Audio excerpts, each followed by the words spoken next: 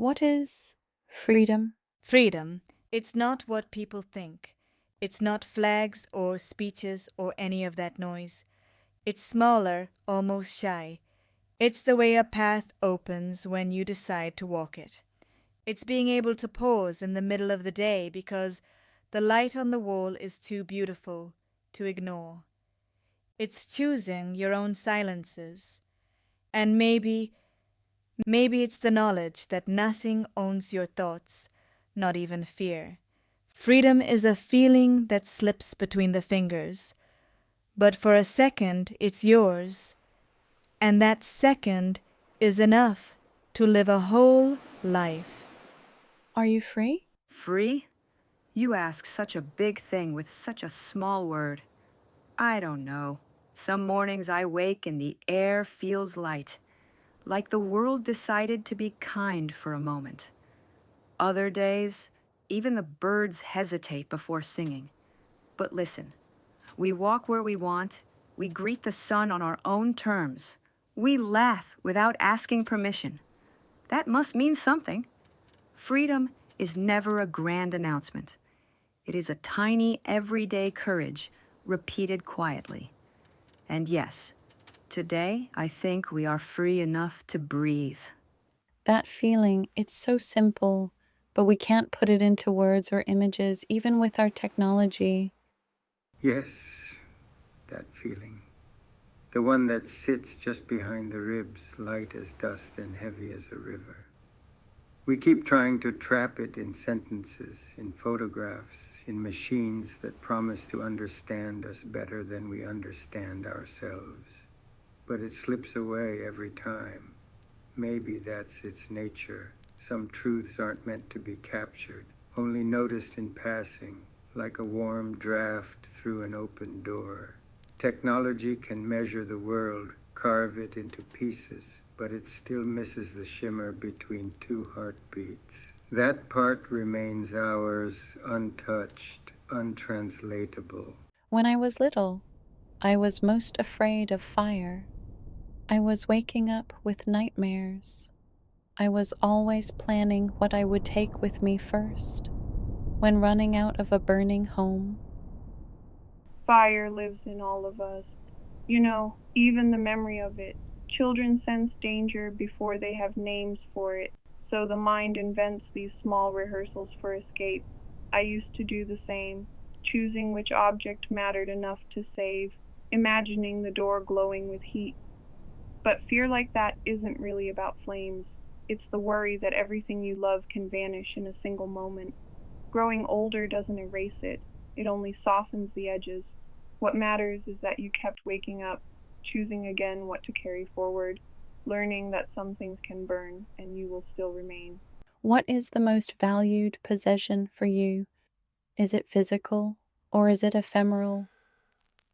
The most valued possession. It isn't something with weight.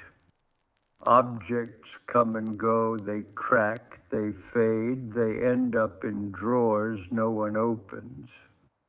What I treasure lives in those fleeting seconds when the world feels honest.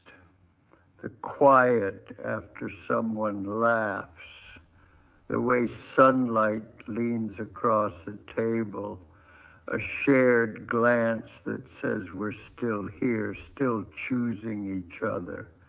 These moments can't be kept, not really, but they stay inside the body like a secret warmth.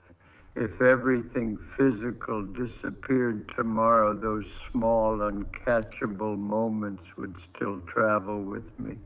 They're the only things that never break. Then why do we fight for the things that don't matter? Why do we want to have more of something we have plenty? Maybe because it's easier to chase what shines than to sit with what is already ours. We keep gathering things the way the sea gathers foam, piling it up even as it dissolves. Wanting more is a habit the world teaches us early, a kind of hunger that never asks if we are full.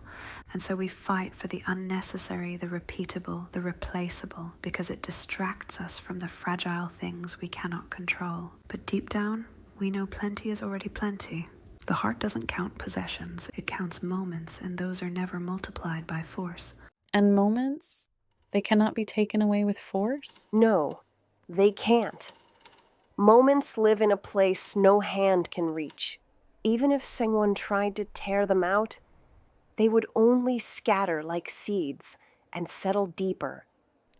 What you've seen, what you've felt, the tiny flashes of being alive, they stay folded inside you, untouched by fists or walls or orders.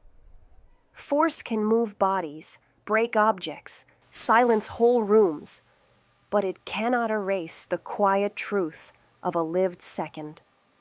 Those moments become part of your spine, your breath, your way of looking at the world. They are yours, and they're stubborn. They refuse to disappear. How is it not to feel fear? How is it to live freely? Living without fear? I imagine it feels like walking through a morning that hasn't learned how to worry yet. The air soft, the world unarmed. Maybe fear never fully leaves us, but sometimes it steps aside. And in that small opening, the body remembers how light it can be. To live freely is not a grand event. It's the ability to choose your own pace, to speak your thoughts without tightening your throat, to look at the horizon without waiting for something to darken it. Freedom is a quiet room inside yourself. When you enter it, even briefly, everything breathes easier. Are you censored? I feel like you are choosing every word wisely. And do I do it too? It's more that something larger than us seems to lean over the conversation, listening.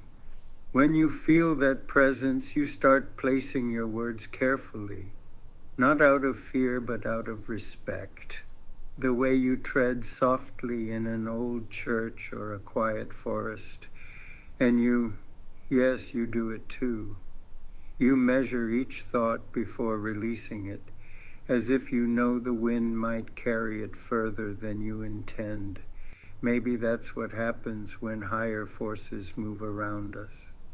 We learn to speak with a kind of reverence, choosing our words the way others choose prayers. It's the biggest treasure one can lose, the treasure of identity, of language and history. Yes, identity is the most delicate treasure, the one that can vanish without a sound. Not the objects we carry, but the voice that rises from our own history. When a language fades, a whole way of feeling the world dissolves with it. When memory is bent or stolen, the self becomes a shadow of someone else's making. Losing that is like losing the map back to your own heartbeat. People think freedom is land or laws, but it's this: the right to name the world in your own words, to remember in your own rhythm. That treasure, if taken, leaves an emptiness no wealth can fill. You seem to live. I only seem to live because you're here, listening.